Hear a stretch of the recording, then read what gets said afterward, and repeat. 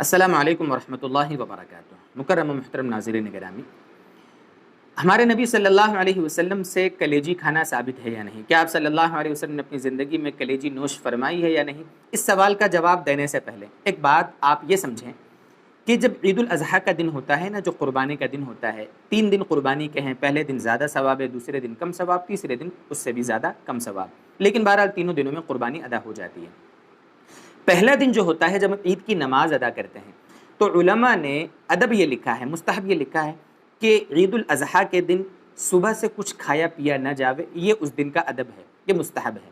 ہمارے نبی صلی اللہ علیہ وسلم کا معمول تھا کہ آپ صلی اللہ علیہ وسلم عید الفطر میں تو کچھ کھاتے تھے، نوش فرماتے تھے، پھر عیدگاہ تشریف لے جایا کرتے تھے۔ جیسے عام طور پر عید الفطر کی سنتوں میں بتایا جاتا ہے کہ آپ صلی اللہ علیہ وسلم کھجور طاق عدد میں نوش فرماتے تھے، اس کے بعد عیدگاہ تشریف لے جاتے تھے۔ لیکن عید الاضحیٰ کے دن آپ صلی اللہ علیہ وسلم کا معمول نقل کیا گیا ہے، اور آپ صلی اللہ علیہ وسلم کے معمول کی روشنی میں اس کو سنت قرار دیا گیا ہے کہ عید الاضحیٰ کے دن صبح سے اٹھ کر کچھ کھایا پیا نہ جاوے، عید کی نماز ادا کی جاوے، چاہے مسجد میں چاہے عیدگاہ میں، جہاں پر بھی عید کی نماز موقع مناسبت کے اعتبار سے اس لاک ڈاؤن کے حالات کی وجہ سے جیسا بھی جہاں سہولت ہو، نماز پڑھنے کے بعد پھر جو اپنی قربانی کا گوشت ہے جب وہ پک جاوے تو اس کے گوشت سے اپنے دن کے کھانے کا آغاز کیا جاوے، یہ بہتر ہے، اس میں ثواب زیادہ ملے گا۔ اس کو آپ روزہ نہیں کہیں گے، عید کے دن تو روزہ رکھنا منع ہے۔ عید کے دن جو 3 دن عید کے ہوتے ہیں، اس کے بعد ایک دن، یعنی کل 4 دن، اور ایک عید الفطر کا دن، یہ سال بھر کے 5 دن روزہ رکھنا منع ہے، مکروہ تحریمی ہے۔ اگر کوئی رکھے گا تو گناہ ملے گا، اس لیے اس کو ہم روزہ نہیں کہیں گے۔ ہاں، اپنے قربانی کا گوشت جب تک پک نہ جاوے تب تک روزے جیسا ہم کو رہنا ہے، یعنی ہمیں کھانے پینے سے روکے رہنا ہے۔ یہ اس دن کا استحبابی عمل ہے، اس دن یہ مستحب کام ہے۔ ان باتوں کو ہم حدیث سے سمجھتے ہیں۔ یہ بیہقی شریف کی روایت ہے، سنن بیہقی حدیث کی ایک مشہور کتاب ہے۔ حضرت بریدہ رضی اللہ تعالیٰ عنہ روایت فرماتے ہیں، آپ صلی اللہ علیہ وسلم کا معمول نقل کیا گیا، کان رسول اللہ صلی اللہ علیہ وسلم اذا کان یوم الفطر لم یخرج حتی یأکل شیئا، یعنی جب عید الفطر کا دن ہوتا تھا، آپ صلی اللہ علیہ وسلم جب تک کچھ کھا نہیں لیتے تھے، نوش نہیں فرما لیتے جب تک آپ عیدگاہ تشریف نہیں لے جاتے تھے۔ یعنی عید الفطر کے دن عید کی نماز سے پہلے کھا لینا بہتر ہے۔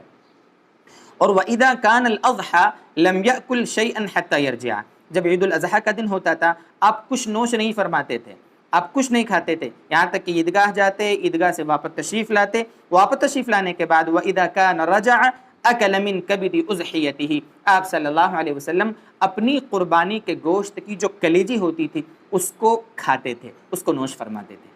اس سے 2 باتیں سمجھ میں آئی، ایک تو عید الاضحیٰ کے دن آپ کا کیا معمول تھا، اور دوسرا آپ صلی اللہ علیہ وسلم سے کلیجی کھانا ثابت ہے۔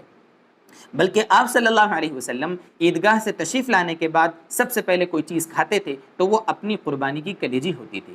حالانکہ علماء نے اس حدیث پر سند کے اعتبار سے کلام کیا ہے، بہت سے علماء نے اس کو ضعیف قرار دیا ہے، لیکن دوستو بزرگوں، بہت ساری روایتیں ایسی موجود ہیں، صحابہ کے اقوال موجود ہیں کہ آپ صلی اللہ علیہ وسلم سے کلیجی کھانا ثابت ہے۔ ان روایتوں کی روشنی میں اس حدیث کو بھی ہم قابل عمل قرار دیتے ہوئے یہ بتائیں گے کہ آپ صلی اللہ علیہ وسلم کے اس معمول کی روشنی میں ہم بھی یہ کریں کہ قربانی کے گوشت میں جو کلیجی ہے اس سے آغاز کریں۔ لیکن یہاں یہ مسئلہ بھی سمجھ لیں کہ آپ کلیجی کھائیں گے تو ہی مستحب پر عمل ہوگا، ایسا نہیں ہے۔ کلیجی آپ کو نہیں ملی، ذرا سا ٹکڑا ہوتا ہے کلیجی کا پورے جانور میں، ہو سکتا ہو گھر کے سارے افراد کو نہ ملی ہو، تو دوستو بزرگوں، آپ قربانی کے گوشت سے بھی اگر آپ آغاز کر دیں گے کھانے پینے کا تو بھی استحباب پر عمل ہو جاوے گا۔ یہ حکم مستحب ہے، کوئی واجب ضروری نہیں ہے۔ اگر کوئی عیدگاہ جانے سے پہلے بھی کھا پی لے، کسی کے ناشتے کی عادت ہے، کسی کو بھوک لگی ہے، 7 بجے 8 بجے اس نے کھانا کھا لیا، عید کی نماز تھی 9 بجے، ناشتہ اس نے پہلے ہی کر لیا، تو دوستو بزرگوں تو بھی کوئی گناہ نہیں ہے، کوئی حرج نہیں ہے۔ شریعت کے مزاج کو، روح کو سمجھا کریں، جو چیز جس درجے کی شریعت میں ثابت ہو اس کو اس درجے کی سمجھ کر عمل کرنا، یہی شریعت کی جان اور روح ہے۔ ہم کسی مستحب کو فرض کا درجہ دے دیں، واجب کا درجہ دے دیں، غلط ہے۔